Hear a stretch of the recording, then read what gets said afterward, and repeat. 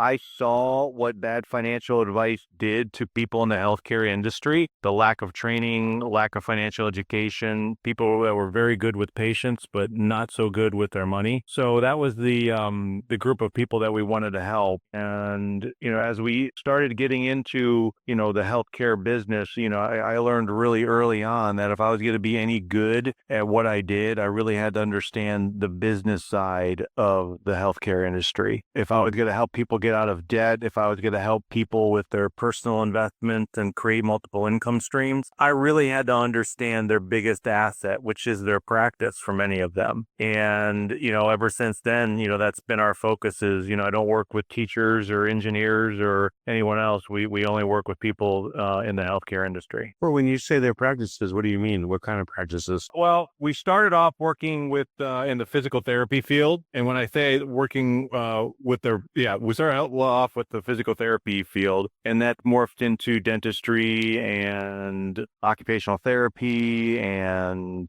optometry and all different kinds of practitioners that we work with. And that's what I mean when I say the different types of practices that we work with. Okay, so in the medical field, what are some of the unique difficulties that these people have? Do they have tons of equipment and they have high loan payments? Do they have like receivables problems because of insurance? Like, what are the things that bedevil them? Yeah, you name it. It can be any one of those. And I think, for the practices that have insurance reimbursements, collecting money, it's a problem. Other industries, cost of goods sold is a problem. I think the underlying problem is that most of these people that got into this business were caregivers. They loved the healthcare aspect of it. They didn't understand the business side of it. And when I say the business side specifically is the financial management. What do I do with a dollar when it comes into my organization? And do I understand how to manage the finances of the practice so that I can expand it, so that I can increase its value, but most importantly, so that I can, I can pay myself so that I'm not,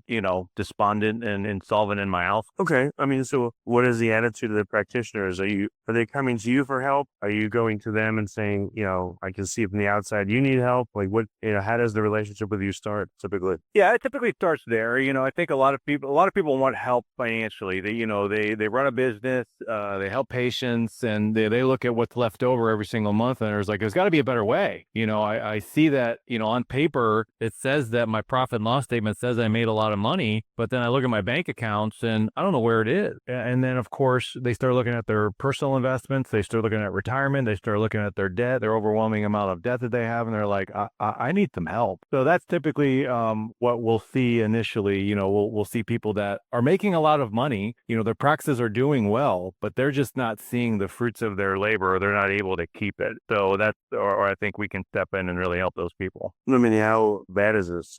These businesses usually operate with like any free cash flow. Are they one payroll away from death, or like how are they? Oh, I would say that 90% of medical practices, at least that we've seen out there, you know what? It really isn't just medical. It's all businesses that we've seen this. But I would say 90% of practices maybe have 1 month of business savings in it that could be able to withstand some kind of a economic downturn. It was worse pre-2020. It was worse. Like people, How much worse? oh, I would say it was routine for us to see people that would maybe had half a month of payroll in their checking account, and barely being able to make payroll, and that's more of the norm than the really high quality practices. I mean, obviously there's people that are really, really good with money, but by and large, that's not what we saw. The profit margins are dwindling,